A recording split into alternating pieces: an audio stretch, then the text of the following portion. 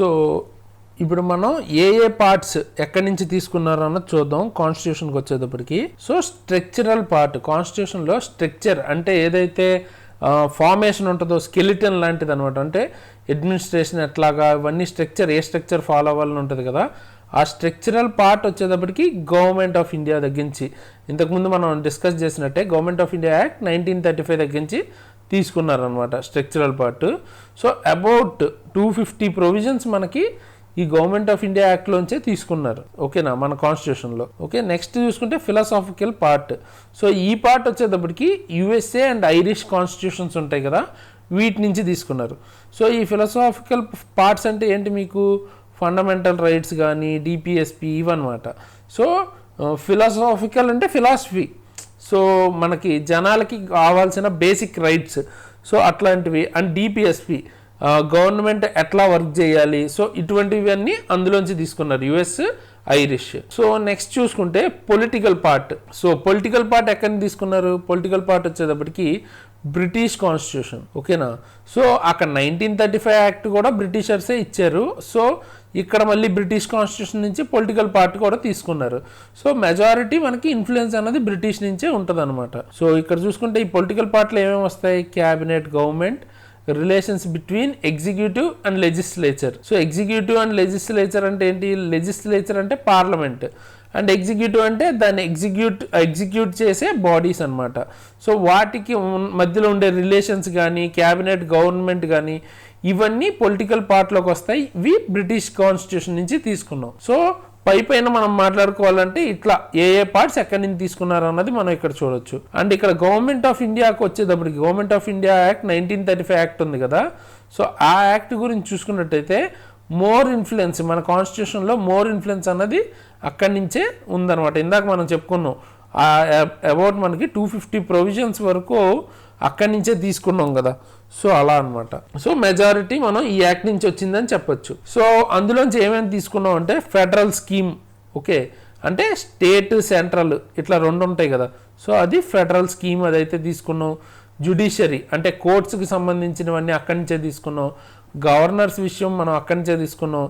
And తర్వాత emergency powers అంటే emergency టైంలో ఉండే పవర్స్ గవర్నమెంట్కి కానీ ఏంటి దానికి సంబంధించినవన్నీ గవర్నమెంట్ ఆఫ్ ఇండియా యాక్ట్ అంటే ఆ టైంలో ఎక్కువ వాడేవారు ఈ ఎమర్జెన్సీ పవర్స్ అన్నవి. సో అవి బేసిక్గా గవర్నమెంట్ ఆఫ్ ఇండియా యాక్ట్ 1935 నుంచి తీసుకున్నాం. అలాగే పబ్లిక్ సర్వీస్ కమిషన్, ఇప్పుడు మీరు రాస్తున్న యూపీఎస్సి కానీ లేదా ఏపీపీఎస్సి ఇవన్నీ ఏంటి మీకు పబ్లిక్ సర్వీస్ కమిషన్స్. సో ఇవన్నీ ఎక్కడి నుంచి తీసుకున్నారు, గవర్నమెంట్ ఆఫ్ ఇండియా యాక్ట్ నుంచే తీసుకున్నారు. అండ్ దాంతోపాటు అడ్మినిస్ట్రేటివ్ థింగ్స్, మోర్ అడ్మినిస్ట్రేటివ్ రిలేటెడ్వి అక్కడి నుంచి తీసుకున్నారన్నమాట. అందుకనే ఇక్కడ చూసుకున్నట్టయితే half of the provisions of the constitution, మన ఇండియాలో హాఫ్ ఆఫ్ ద ఇండియన్ కాన్స్టిట్యూషన్లో ఉన్నట్లో హాఫ్ ఆఫ్ ద ప్రొవిజన్స్ అనేవి గవర్నమెంట్ ఆఫ్ ఇండియా యాక్ట్తో ఐడెంటికల్ అయినా ఉంటాయి లేదా క్లోజ్ రిజంబుల్ అయ్యైనా ఉంటాయి అన్నమాట. సో అది మనకి దీనికి సంబంధించి వేరియస్ సోర్సెస్ గురించి చెప్తుంది, మనం టోటల్గా ఎక్కడి నుంచి తీసుకున్నాం ఏంటి అన్నది. సో అది మనకి ఈ ఫీచర్ గురించి. థర్డ్ ఫీచర్ వచ్చేటప్పటికి blend of rigidity and flexibility. So ఈ థర్డ్ ఫీచర్ గురించి తెలుసుకునే ముందు ఏంటంటే మనకి ఇంకా మిగతావి కూడా ఉంటాయి అన్నమాట. అంటే మనం జపాన్ నుంచి కొన్ని తీసుకున్నాం, తర్వాత యుఎస్ఎస్ఆర్ నుంచి తీసుకున్నాం, ఇట్లా రకరకాల దగ్గర నుంచి కూడా తీసుకున్నాం. అవి డీటెయిల్గా ఎక్కడి నుంచి ఏం తీసుకున్నాం అన్నది లాస్ట్లో మనం మాట్లాడుకుందాం సెపరేట్గా. ఓకే, సో ఇప్పుడు థర్డ్ దానిలోకి వెళ్ళిపోతే థర్డ్ ఏం చెప్తుంది, third feature blend of rigidity and flexibility. దేని గురించి ఇది మాట్లాడుతుంది, ఈ కాన్స్టిట్యూషన్ మామూలుగా మనకి 2 టైప్స్ ఉంటుంది, రిజిడ్ అయినా ఉండొచ్చు, ఫ్లెక్సిబుల్ అయినా ఉండొచ్చు. రిజిడ్ అంటే గట్టిగా ఉన్నట్టు అనమాట, స్ట్రాంగ్గా, ఓకేనా. ఫ్లెక్సిబుల్ అంటే మీకు తెలుసు, ఫ్లెక్స్ అంటే ఏంటి, మనం ఎలా కావాలంటే అలా వంచవచ్చు ఫ్లెక్సిబుల్ అంటే. సో అంటే మనం ఈజీగా చేయొచ్చు, సాఫ్ట్ అన్నట్టు. ఓకే, సో ఇప్పుడు ఈ కాన్స్టిట్యూషన్స్లో రిజిడ్ కాన్స్టిట్యూషన్ అని ఎందుకు దీన్ని అంటారంటే స్పెషల్ ప్రొసీజర్ ఉంటుంది అమెండ్ చేయాలి అంటే. ఇప్పుడు ఏదైనా కాన్స్టిట్యూషన్ ఉంది, సో ఆ కాన్స్టిట్యూషన్లో ఏదైనా చేంజ్ చేయాలి అంటే ఏం చెప్పాను నేను, అమెండ్ చేయడం అంటారు దాన్ని. సో అమెండ్ చేయడం, సో అమెండ్ చేయాలి అంటే డిఫికల్ట్ ప్రాసెస్ ఉందనుకోండి, స్పెషల్ ప్రొసీజర్ ఉందనుకోండి, సో కష్టంగా ఉంటే అది రిజిడ్. ఓకే, అలా కాకుండా సింపుల్ ఉంది, సింపుల్ మేనర్లోనే కాన్స్టిట్యూషన్ని మీరు అమెండ్ చేయగలిగారు అనుకోండి, నార్మల్ ఆర్డినరీ లాస్ ఏదైతే నార్మల్ లాస్ ఎప్పుడు మనం పార్లమెంట్లో ఎలా చేస్తామో అంత ఈజీగా కనుక కాన్స్టిట్యూషన్ అమెండ్ చేసేసాం అనుకోండి, అది ఫ్లెక్సిబుల్. చేయలేకపోతే కష్టంగా చేయగలిగితే రిజిడ్. సో ఇప్పుడు రిజిడ్కి ఎగ్జాంపుల్ ఏంటి మీకు? American constitution. సో అక్కడ మీరు అమెరికన్ కాన్స్టిట్యూషన్లో ఈజీగా ఏ పార్ట్ని కావాలంటే ఆ పార్ట్ని మీరు అమెండ్ చేయలేరు అనమాట. ఓకేనా? నార్మల్ లాస్ని చేసినంత మీరు అమెండ్ చేయలేరు కాన్స్టిట్యూషన్ని, అంటే అంత ఈజీగా చేంజ్ చేయలేరు కాన్స్టిట్యూషన్. అదే బ్రిటిష్కి వచ్చేటప్పటికి మీకు చాలా ఈజీగా మీరు ఏ పార్ట్నైనా కాన్స్టిట్యూషన్లో ఏ మార్పులైనా ఈజీగా చేసేయచ్చు.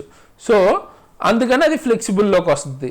సో ఇప్పుడు కాన్స్టిట్యూషన్ ఇండియా ఏం చూస్ చేసుకుంది ఈ రెండిట్లో అంటే, అది రిజిడ్ని చూస్ చేసుకోలేదు, ఫ్లెక్సిబుల్ని చూస్ చేసుకోలేదు.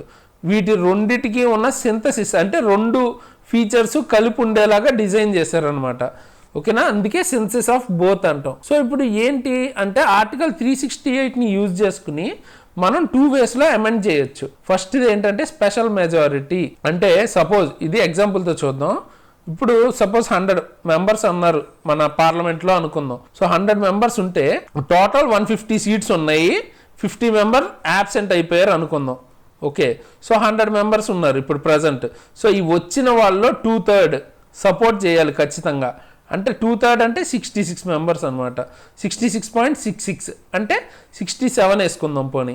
సో 67 మెంబర్స్ ఏదైనా బిల్కి సపోర్ట్ చేశారు అనుకుందాం, అంటే అమెండ్మెంట్ బిల్కి సరిపోతుంది అనమాట. అంటే 2/3 సపోర్ట్ మినిమం చేయాలి.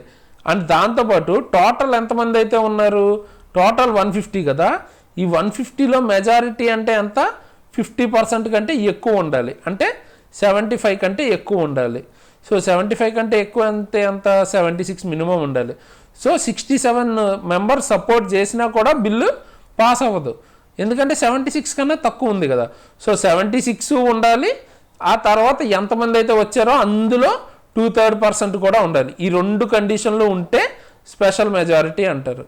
ఓకేనా? ఇది మళ్ళీ లోక్సభలోనూ ఉండాలి, రాజ్యసభలోనూ, అంటే ప్రతి హౌస్లోనూ ఉండాలి. ఓకే, దీన్ని అమెండ్మెంట్ ఇది మనం ఆర్టికల్ 368 యూజ్ చేసుకుని స్పెషల్ మెజారిటీతో చేసే పద్ధతి అయితే ఇదనమాట.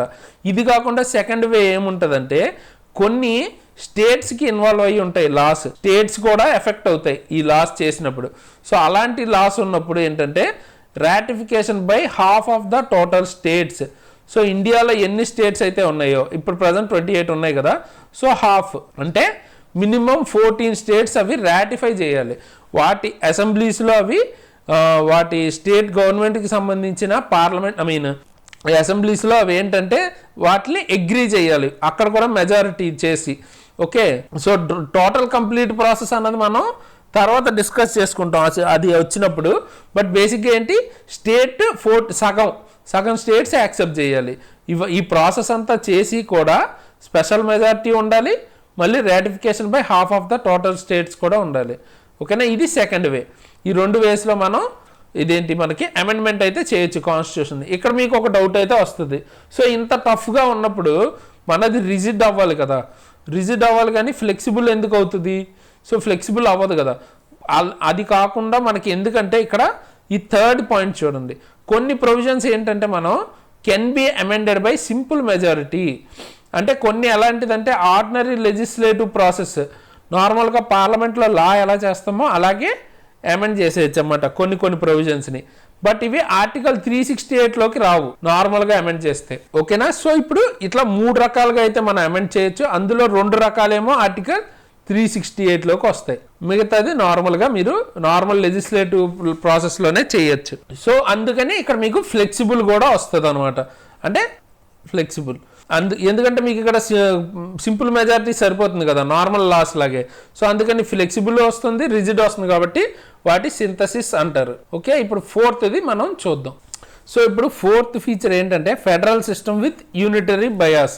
అంటే మనకి అసలు నార్మల్గా చెప్పాను కదా, ఇప్పుడు మనదేంటి ఇండియాలో సెంట్రల్ ఉంటుంది, దాంతోపాటు స్టేట్ ఉంటుంది. ఓకే, స్టేట్స్ సెపరేట్, సెంట్రల్ అంటే ఆల్ ఇండియాకి సంబంధించి అనమాట. సో సెంట్రల్ ఉంటుంది. సో ఇప్పుడు కాన్స్టిట్యూషన్ ఆఫ్ ఇండియా వచ్చేటప్పటికి ఫెడరల్ సిస్టమ్ ఆఫ్ గవర్నమెంట్ని ఎస్టాబ్లిష్ చేసింది అనమాట. So federal system of government అంటే రెండు ఉంటాయి. సో దీనిలో ఏమేమి ఉంటాయి ఫీచర్స్ అంటే యూజువల్గా డివిజన్ ఆఫ్ పవర్ ఉంటుంది, అంటే స్టేట్కి సెంట్రల్కి పవర్స్ అన్న డివిజన్ ఉంటుంది. రెండు గవర్నమెంట్స్, స్టేట్ గవర్నమెంట్ ఉంటుంది, సెంట్రల్ గవర్నమెంట్ ఉంటుంది. అండ్ రిటర్న్ కాన్స్టిట్యూషన్ ఉంటుంది. And supremacy of constitution. ఎందుకు కాన్స్టిట్యూషన్ సుప్రీమసీ ఆఫ్ కాన్స్టిట్యూషన్ అంటే కాన్స్టిట్యూషన్ అన్నిటికంటే ఎక్కువ అన్నట్టు. సో అప్పుడు దాని అర్థం ఏంటి, ఒకవేళ ఈ పవర్స్ సెంట్రల్ మొత్తం తనకి తీసుకోవాలనుకున్నా తీసుకోవడానికి అవ్వదు. ఎందుకు, కాన్స్టిట్యూషన్ అన్నది హైయెస్ట్ కాబట్టి అలా జరగకుండా చూసుకుంటుంది. సో అందుకనే రిజిడిటీ ఆఫ్ కాన్స్టిట్యూషన్ కూడా ఫెడరల్ సిస్టంలో ఒక పార్ట్. ఎందుకంటే ఇట్లా జరగకుండా ఉండాలంటే కాన్స్టిట్యూషన్ ఫ్లెక్సిబుల్గా ఉంటే మార్చేసుకుంటారు కాబట్టి రిజిడిటీ కూడా ఉండాలి. సో అది కూడా ఒక ఫీచర్. అండ్ తర్వాత ఇండిపెండెంట్ జ్యుడిషియరీ అంటే జ్యుడిషియరీకి లెజిస్లేటివ్కి మిక్స్ అవ్వకూడదు, ఎగ్జిక్యూటివ్కి. ఎవరు ఇన్ఫ్లుయెన్స్ అన్నది జ్యుడిషియరీ మీద లేకుండా దాని ఓన్గా ఉండడాన్నే ఇండిపెండెంట్ జ్యుడిషియరీ అంటారు. అంటే ఇప్పుడు సెంట్రల్ చెప్పిందని అట్లాగా బయాస్ ఉండదు అనమాట, independent judiciary. So next bicameralism.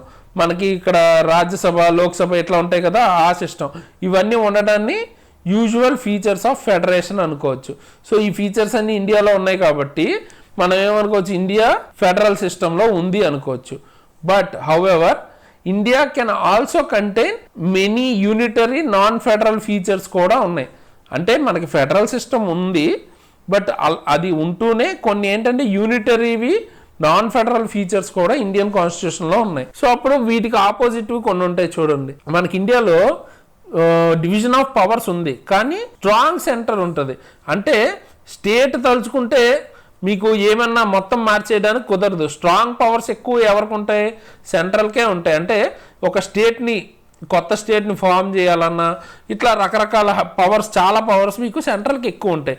So ఇక్కడ సెంట్రల్కి ఎక్కువ పవర్స్ ఉన్నాయి కాబట్టి స్ట్రాంగ్ సెంటర్ అనొచ్చు. అండ్ తర్వాత సింగిల్ కాన్స్టిట్యూషన్. మనకి వేరే కంట్రీస్లో, ఇప్పుడు యుఎస్ఏ అటువంటి కంట్రీస్లో ఏంటంటే యుఎస్ఏ సిటిజన్షిప్ ఉంటుంది, ఆ రెస్పెక్టివ్ స్టేట్ సిటిజన్షిప్ కూడా ఉంటుంది అనమాట. డ్యూయల్ సిటిజన్షిప్ ఉంటుంది అక్కడ. మనకు మాత్రం సింగిల్ సిటిజన్, ఇండియాలో ఎక్కడ పుట్టినా సింగిల్ ఇండియన్ సిటిజన్షిప్ ఉంటుంది. ఓకే, సారీ, ఇది సింగిల్ కాన్స్టిట్యూషన్. ఇప్పుడు నేను ఈ పాయింట్ చెప్పాను, సింగిల్ సిటిజన్షిప్ చెప్పాను, సింగిల్ కాన్స్టిట్యూషన్ ఉంటుంది. అంటే ఏంటి, ఇప్పుడు ఇండియాలో అస్సాంలో పుట్టిన, ఆంధ్రప్రదేశ్లో ఉన్న, తెలంగాణలో ఉన్న మీకు కాన్స్టిట్యూషన్ వర్తించేదైతే ఇండియన్ కాన్స్టిట్యూషన్, సింగిల్ కాన్స్టిట్యూషనే కదా. సో అది సింగిల్ కాన్స్టిట్యూషన్ అయితే ఉంది. Next flexibility of the constitution. మనం ఇందాకే మాట్లాడుకున్నాం, కాన్స్టిట్యూషన్ రిజిడ్ ప్లస్ ఫ్లెక్సిబిలిటీ సింథసిస్లో చేశారు కాబట్టి రిజిడ్ ఉంటుంది, అలాగే ఫ్లెక్సిబిలిటీ కూడా ఉన్నాయి. ఎందుకంటే కొన్ని ఈజీగా అయితే చేంజ్ చేసుకోవచ్చు కదా మనం లాస్. సో అలాగే ఇంటిగ్రేటెడ్ జ్యుడిషియరీ. ఇందాక మనం మాట్లాడుకుంది ఇండిపెండెంట్ జ్యుడిషియరీ. ఇంటిగ్రేటెడ్ జ్యుడిషియరీ ఏంటన్నది నెక్స్ట్ పాయింట్లో మనం డిస్కస్ చేస్తాం. సో అది ఎలాగో నెక్స్ట్ చెప్తాం కాబట్టి అప్పుడు మాట్లాడుకుందాం. Next appointment of state governors by centre. ఇప్పుడు స్టేట్కి గవర్నర్స్ ఉంటారు. సో వీళ్ళని అపాయింట్ చేసే పవర్ ఎవరికి ఉంటుంది, సెంట్రల్ అయితే అపాయింట్ చేస్తుంది, ఓకేనా, గవర్నర్ని. సో ఆ పవర్ వాళ్ళకు ఉంది కాబట్టి ఇక్కడ మనకి బయాస్ ఎటేపు ఉన్నట్టు, సెంట్రల్ వైపు ఉన్నట్టు. సో అంటే ఫెడరల్ ఫీచర్స్ కదా ఇవి, కూడా నాన్ ఫెడరల్లోకే వస్తాయి. స్టేట్కి సెంట్రల్కి సమానంగా లేవు. అలాగే ఆల్ ఇండియా సర్వీసెస్. అంటే మీకు యూపీఎస్సి ఇవన్నిటిలో వచ్చేవాళ్ళు ఎవరి కిందకు వస్తారు, ఆల్ ఇండియా సర్వీసెస్కి వస్తారు. ఏది మనకి ఈ ఐఏఎస్ కానీ, ఐపీఎస్ కానీ, అండ్ తర్వాత ఇండియన్ ఫారెస్ట్ సర్వీస్ కానీ, ఐఎఫ్ఓఎస్ సంథింగ్ ఇట్లా ఉంటుంది, Indian forest service. Okay, so ఈ మూడు మాత్రమే ఆల్ ఇండియా సర్వీసెస్లోకి వస్తాయి. మిగతావి మీకు యూపీఎస్సి ద్వారా ఉన్నవి సివిల్ సర్వీసెస్ అంటారు, కానీ ఈ ఆల్ ఇండియా సర్వీసెస్లోకి అయితే రావు. సో ఈ సర్వీసెస్కి ఎవరు కండక్ట్ చేస్తారో సెంట్రలే కాబట్టి సో ఆ ఫీచర్ కూడా సెంట్రల్ బయాస్డ్గా ఉంటుంది. అండ్ తర్వాత ఎమర్జెన్సీ. ఇప్పుడు ఇండియాలో ఎమర్జెన్సీ పెట్టాలి అంటే ఎవరు పెడతారు, స్టేట్స్ పెట్టలేవు. సో ఆ ప్రొవిజన్స్ కూడా సెంట్రల్కే ఉన్నాయి. సో ఇక్కడ కొన్ని ఫీచర్స్ సెంట్రల్కి ఎక్కువ పవర్స్ ఇస్తుంది, స్టేట్కి తక్కువ పవర్స్ ఉన్నాయి. బట్ మ్యాక్సిమం ఫీచర్స్ ఏంటంటే డివిజన్ అయ్యి ఉన్నాయి. సో అందుకనే మనం మెన్షన్ చేసుకున్నాం ఏమని, ఫెడరల్ సిస్టమ్ ఉంది ఇండియాలో విత్ యూనిటరీ బయాస్ వచ్చేటప్పటికి మనకి యూనిటరీకి ఉంటుంది, అంటే సెంట్రల్ బయాస్డ్గా ఉంటుంది కొంచెం. సో ఇదనమాట. ఇప్పుడు ఇది చూడండి, యాక్చువల్గా అసలు ఏంటంటే మన కాన్స్టిట్యూషన్లో ఫెడరేషన్ అన్న వర్డ్ అయితే యూజ్ చేయలేదు. సో ఇండియన్ కాన్స్టిట్యూషన్లో ఆ వర్డ్ ఫెడరేషన్ అని అయితే ఎక్కడ యూజ్ చేయలేదు. ఆర్టికల్ 1లో మనకి ఏమని చెప్పారు, India as A union of states అన్నారు. ఓకేనా, ఫెడరేషన్ అనలేదు, యూనియన్ ఆఫ్ స్టేట్స్ అన్నారు. ఎందుకు ఇది దేన్ని ఇంప్లై చేస్తుంది అంటే ఇండియన్ ఫెడరేషన్ అన్నది is not a result of N agreement by states. అంటే మన ఇండియా అన్నది ఇట్లా స్టేట్స్ అన్ని అగ్రిమెంట్ చేసుకుంటాం వల్ల ఫామ్ అయింది కాదు.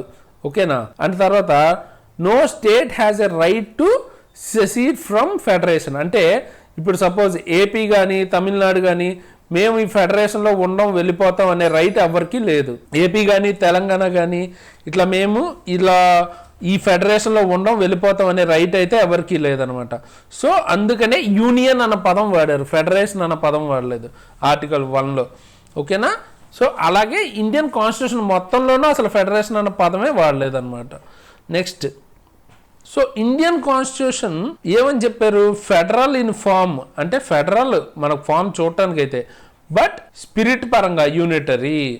అంటే ఫెడరల్ ఫామ్లో ఉంది, బట్ దాని సోల్ ఏంటి, మనకి స్పిరిట్ అన్నది యూనిటరీ ఉంది. ఓకేనా, ఇప్పుడు వీటిని ఎవరెవరు ఎలా చెప్పారు అన్నది చూద్దాం. సో మన ఇండియన్ కాన్స్టిట్యూషన్ అన్నది కేసీ వీరే గారి ప్రకారం క్వాజీ ఫెడరల్.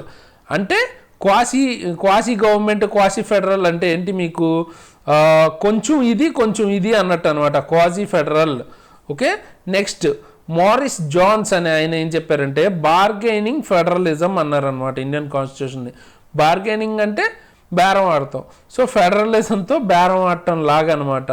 ఓకేనా, నెక్స్ట్ కోఆపరేటివ్ ఫెడరలిజం అని గ్రాన్విల్ ఆస్టిన్ అన్నారు. ఎందుకు గ్రాన్విల్ ఆస్టిన్ కోఆపరేటివ్ ఫెడరలిజం అని ఎందుకు అన్నారంటే స్టేట్స్ సెంట్రల్ కోఆపరేట్ చేసుకుంటున్నాయి కాబట్టి అప్పుడే ఉండే ఫెడరలిజం కాబట్టి కోఆపరేటివ్ ఫెడరలిజం అన్నారు. Next, federation with a centralising tendency. Centralising వైపు ఉన్న టెండెన్సీ ఉన్న ఫెడరేషన్ అని ఎవరు అన్నారు, ఐవరీ జెన్నింగ్స్ అనే ఆయన అన్నారన్నమాట. ఐవరీ జెన్నింగ్స్ అనే ఆయన federation with a centralised tendency అని అయితే చెప్పారు మన ఇండియన్ కాన్స్టిట్యూషన్ని. సో ఫిఫ్త్ ఫీచర్ వచ్చేటప్పటికి parliamentary form of government. So ఇప్పుడు మనకి రకరకాల ఫార్మ్స్ ఉంటాయి, లైక్ ప్రెసిడెన్షియల్ సిస్టమ్ ఉంటుంది లేదా పార్లమెంటరీ సిస్టమ్ ఉంటుంది. సో మనకి ప్రెసిడెన్షియల్ సిస్టమ్ ఏంటి, based on doctrine of separation of powers. Doctrine of separation of powers between two organs. ఏంటా two organs, legislative and executive. ఇప్పుడు మనకి ప్రెసిడెన్షియల్ సిస్టంలో లెజిస్లేటివ్కి ఎగ్జిక్యూటివ్కి అసలు సంబంధం ఉండదు అనమాట. ఎందుకు అన్నది మనం తర్వాత మాట్లాడుకుంటాం వేరే దగ్గర. బట్ ఇప్పుడైతే ఇది గుర్తుపెట్టుకోండి, లెజిస్లేటివ్కి ఎగ్జిక్యూటివ్కి సంబంధం ఉండదు ప్రెసిడెన్షియల్ సిస్టంలో. ఎగ్జాంపుల్ ఏంటంటే అమెరికన్ సిస్టమ్ ఏంటి, ప్రెసిడెన్షియల్ సిస్టమ్. అలాగే పార్లమెంటరీ సిస్టమ్ వచ్చేటప్పటికి ఏ కాన్సెప్ట్తో వర్క్ అవుతుంది, principle of cooperation and coordination between legislative and executive. So ఈ సిస్టంలో ఏంటంటే లెజిస్లేటివ్ అండ్ ఎగ్జిక్యూటివ్ రెండింటికి కోఆర్డినేషన్ ఉంటుంది, ఆ కోఆర్డినేషన్తో వర్క్ అవుద్ది అన్నమాట. Example British. ఓకేనా, సో ఇప్పుడు మనకి రెండు సిస్టమ్స్ ఉన్నాయి కదా, యాజ్ యూజువల్ మన ఇండియా రెండు ఫార్మ్స్లో సింథసైజ్ అట్లా ఏం తీసుకోలేదన్నమాట. ఈసారి మనం పార్లమెంటరీ సిస్టమ్ని అయితే తీసుకున్నాం. India opted this. Okay, not only ఇప్పుడు ఏంటిది మనకి ఓన్లీ సెంట్రల్లోనే కాదు ఈ పార్లమెంటరీ, ఈ స్టేట్లో కూడా మనకి పార్లమెంటరీయే కదా. సో సెంట్రల్ స్టేట్ రెండిట్లోనూ మనకి పార్లమెంటరీ సిస్టమే ఉంటుంది. అండ్ దీనికి మళ్ళీ వేరే వేరే పేర్లు కూడా ఉంటాయి. ఏంటా పేర్లు, పార్లమెంటరీ ఫామ్ని Westminster model of government అంటారు. ఎందుకంటే ఈ వెస్ట్ మినిస్టర్ అంతా ఒక ప్లేస్, బ్రిటిష్ పార్లమెంట్ ఎక్కడైతే ఉంటుందో ఆ ప్లేస్ని వెస్ట్ మినిస్టర్ అంటారు. సో అందుకని west minister model of government అంటారు పార్లమెంటరీ సిస్టమ్ని. అండ్ రెస్పాన్సిబుల్ గవర్నమెంట్ అంటారు. ఓకేనా, ఎందుకంటే ఇది మనకి లెజిస్లేటివ్ అండ్ ఎగ్జిక్యూటివ్ కోఆర్డినేషన్తో అయితే రన్ అవుతుంది కదా, సో అందుకని రెస్పాన్సిబుల్ గవర్నమెంట్ అంటారు. అండ్ తర్వాత ఇందులో క్యాబినెట్ సిస్టమ్ ఉంటుంది కాబట్టి క్యాబినెట్ గవర్నమెంట్ అంటారు. ఓకే, సో ఇప్పుడు మనం ఇండియన్ పార్లమెంట్కి సంబంధించి ఫీచర్స్ చూద్దాం. So features of parliamentary government in India. So ఇందులో ఏంటి మనకి nominal and real. Nominal executive ఉంటారు, రియల్ ఎగ్జిక్యూటివ్ కూడా ఉంటారు. నామినల్ ఎగ్జిక్యూటివ్ అంటే ఎవరు, ప్రెసిడెంట్ అనమాట. ఓకేనా, ప్రెసిడెంట్. అండ్ రియల్ ఎగ్జిక్యూటివ్ ఎవరు, మనకి పిఎం, పీపుల్ ఎలక్ట్ చేసుకుంటారు కాబట్టి పిఎం రియల్ ఎగ్జిక్యూటివ్ మనకి ఇక్కడ ఇందులో. అండ్ నామినల్ ఎగ్జిక్యూటివ్ మనకి ప్రెసిడెంట్ వస్తారు. ఓకేనా, అలాగే మనకి ఇక్కడ పార్లమెంటరీ సిస్టమ్ ఎలా వర్క్ అవుద్ది, మెజారిటీ పార్టీ రూల్ అనమాట. మెజారిటీ పార్టీ రూల్, ఎవరైతే మెజారిటీ గెలుచుకుంటారో ఆ పార్టీ రూల్ చేస్తారు మనకి. అలాగే collective responsibility of executive to legislature, ఇది ఇంపార్టెంట్. ఇదేంటంటే స్పేస్ ఎక్కడుంది, ఓకే ఇక్కడ చెప్దాం. సో ఇప్పుడు ఎగ్జిక్యూటివ్, ఇప్పుడు మనకి క్యాబినెట్లో చాలామంది మినిస్టర్స్ ఉంటారు, ఓకేనా. సో రకరకాల మినిస్టర్కి ఏదైనా ఒక ఇష్యూ, సపోజ్ ఫామ్ ల్యాబ్ ఇంతకుముందు ఫామ్లో వచ్చింది కదా, సో అట్లా ఏదో ఒక లా గురించి గవర్నమెంట్ తీసుకొద్దాం అనుకుంటే ఇండివిజువల్గా వాళ్ళకి రకరకాల ఒపీనియన్స్ ఉండొచ్చు, ఒకరికి ఆ లా నచ్చవచ్చు, ఒకరికి నచ్చకపోవచ్చు, అట్లా ఉంటుంది. బట్ లెజిస్లేచర్ దృష్టిలో మాత్రం వీళ్ళందరూ కలెక్టివ్గా సింగిల్గా వర్క్ చేయాలన్నమాట, ఓకేనా. సో ఇప్పుడు ఒకసారి ఆ పాయింట్ చూడండి, collective responsibility of executive to legislature. So legislature దగ్గరకు వచ్చినప్పుడు మాత్రం అందరూ కలిపి ఒక విషయం, అంటే ఇప్పుడు పాజిటివ్ ఆర్ నెగిటివ్ ఏదో ఒకటి తీసుకోవాలి స్టాండ్ వాళ్ళు, ఓకేనా. ఇండివిజువల్ అనవసరం, వాళ్ళు కలెక్టివ్గా పనిచేయాల్సి ఉంటుంది, ఓకేనా. ఈ ఫీచర్ అన్నది పార్లమెంటరీ సిస్టమ్ గవర్నమెంట్ ఇన్ ఇండియాలో అయితే ఉంటుంది మనకి. అండ్ తర్వాత membership of ministers in legislature. ఇప్పుడు మామూలుగా వేరే కంట్రీస్లో ఇప్పుడు పార్లమెంట్లో ఎలా ఉంటుందంటే, కొన్ని చోట్ల యుఎస్ అలాంటి చోట్ల ఏంటంటే, ఇప్పుడు మీరు మనకి లోక్సభలో ఎంపీ అయ్యారు అనుకుందాం, సో వాళ్ళలోంచి మినిస్టర్స్ని కొంతమందిని తీసుకుంటారు, ఓకేనా. బట్ యుఎస్లో అట్లా ఉండదు. మీరు ఒకవేళ వాళ్ళలోంచి మినిస్టర్ని తీసుకుంటే వాళ్ళు లోక్సభకి రిజైన్ చేసేయాలన్నమాట, ఓకేనా. ఎట్ ఏ టైం రెండు చేయలేరు. అయితే మీరు ఎగ్జిక్యూటివ్లో ఉండాలి లేదా లెజిస్లేచర్లో ఉండాలి. యుఎస్లో అయితే లెజిస్లేచర్లో ఉండాలి లేదా ఎగ్జిక్యూటివ్లో ఉండాలి, రెండిట్లో అయితే ఉండలేరు. బట్ మనకి ఒక ఎంపీగాను ఉంటాడు, అండ్ తర్వాత దాంతోపాటు మినిస్టర్గా కూడా ఉంటాడు అనమాట. అంటే పార్లమెంట్లోనే ఉంటారు తను లా చేసినప్పుడు, అండ్ మినిస్టర్ కింద కూడా ఉంటారు. సో ఆ ఫీచర్ అన్నది మనకి ఇందులో వస్తుంది, ఇండియన్ గవర్నమెంట్లో ఉంటుంది అది పార్లమెంటరీ సిస్టంలో. నెక్స్ట్ మనకి leadership of PM and CM అన్నది ఉంటుంది. అండ్ తర్వాత డిజల్యూషన్ ఆఫ్ లోయర్ హౌస్, అంటే మనకి సెంట్రల్లో కానీ స్టేట్లో కానీ లోయర్ హౌస్, సెంట్రల్కి వచ్చేటప్పటికి లోక్సభ, స్టేట్కి వచ్చేటప్పటికి అసెంబ్లీ, వీటిని రద్దు చేయొచ్చు మనం, డిజల్యూట్ అయితే చేయొచ్చు అనమాట. బట్ రాజ్యసభని అట్లాంటి వాటిని అయితే డిజాల్వ్ చేయలేము మనం, ఓకేనా. సో అందుకని డిజల్యూషన్ ఆఫ్ లోయర్ హౌస్ అయితే ఉంటుంది మనకి. అంటే మధ్యలో కావాలనుకుంటే ఒకవేళ మెజారిటీ లేకపోతే లోక్సభ డిజల్యూషన్ అన్నది తీసుకురావచ్చు, ఓకేనా. సో ఈ ఫీచర్స్ అన్నీ ఇండియన్ పార్లమెంటరీ గవర్నమెంట్లో అయితే ఉంటాయి, ఓకే. అండ్ మనం తీసుకున్నది బ్రిటిష్ నుంచి అయినా కూడా ఇండియన్ పార్లమెంటరీ సిస్టమ్, దానికి మనకి కూడా కొన్ని తేడాలు అయితే ఉన్నాయి. సో ఏంటన్నది చూద్దాం.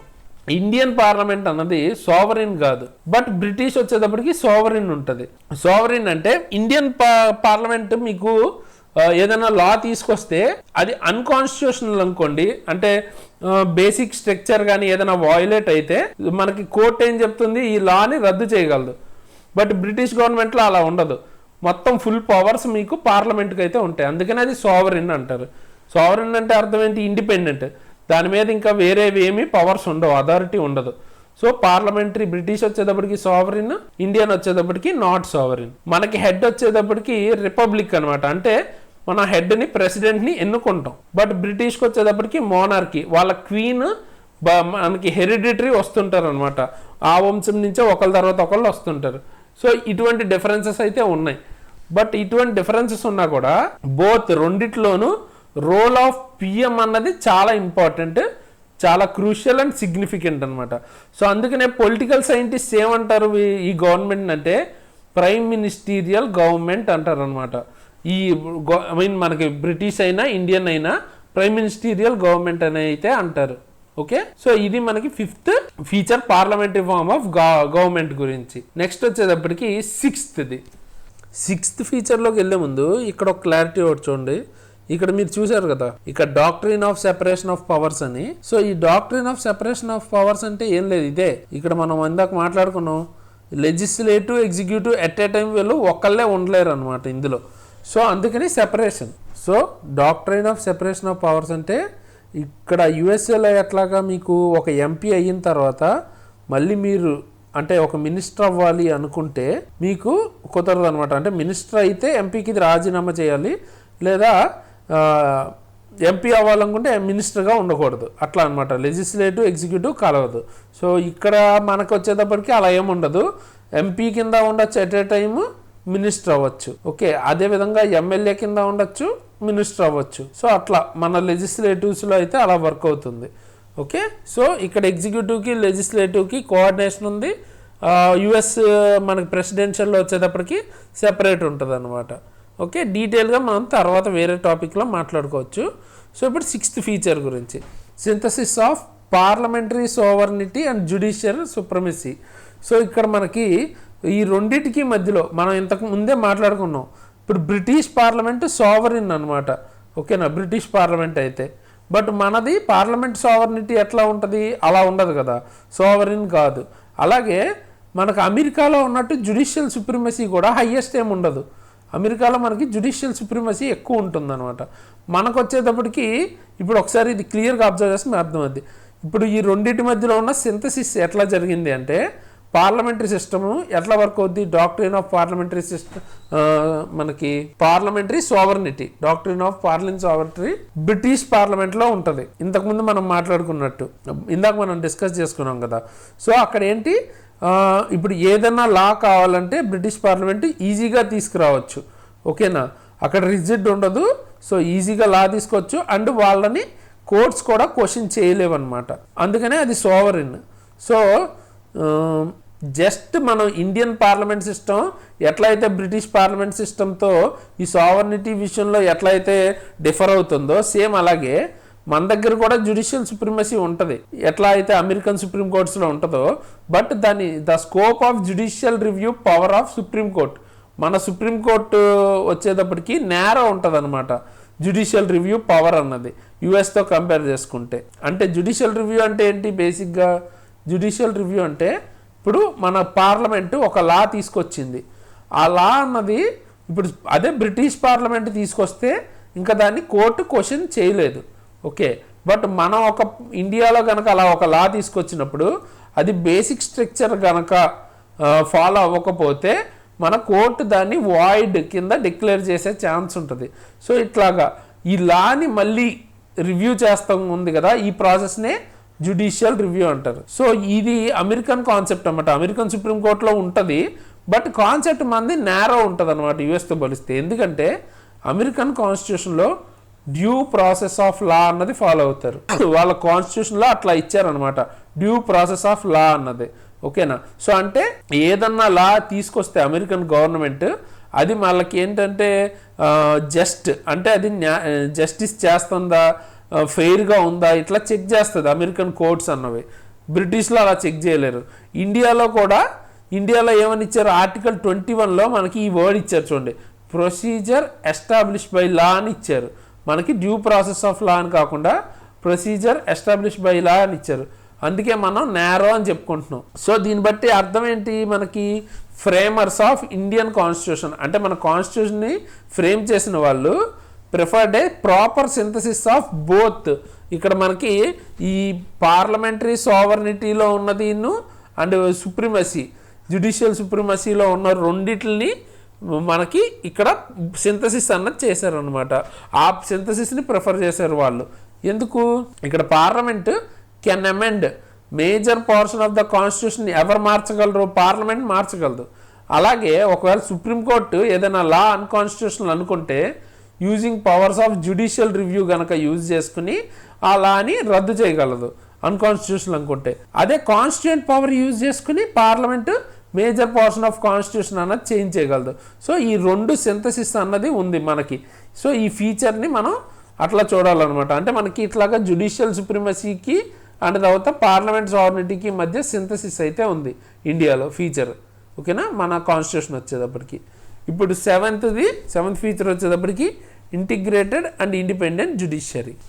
గైస్ ఇక్కడ మీకు ఒక డౌట్ అయితే రావచ్చు, ఇక్కడ ఏంటి ప్రొసీజర్ ఎస్టాబ్లిష్ బై లా అంటే లాలో ఏముందో అది మాత్రమే కరెక్ట్ అన్నట్టు కదా.